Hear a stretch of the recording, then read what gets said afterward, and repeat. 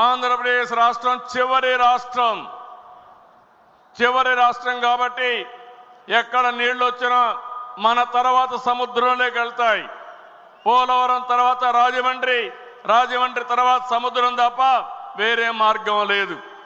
అలాంటప్పుడు సముద్రంలోకి పోయే నీళ్లు మనం వాడుకుంటే ఈ నీళ్ల వల్ల తెలంగాణకు కూడా లాభం ఉంటుంది తప్ప ఎవరికీ నష్టం లేదు. ఇక్కడ బీఆర్ఎస్ అయితే ఏదో నష్టం వచ్చినట్టు మాట్లాడుతున్నారు.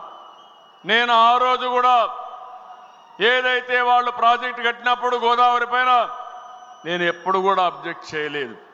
నా ఆలోచన ఒకటి, తెలంగాణ కానీ ఆంధ్రప్రదేశ్ రాష్ట్రం కానీ నాకు ఎప్పుడు చెప్పాను, రెండు కళ్ళను ఆ రోజు చెప్పా. ఈ రోజు చెప్తున్నా, హైదరాబాద్ను అభివృద్ధి చేసింది నేనే, గంటాపదంగా చెప్పగలుగుతాను.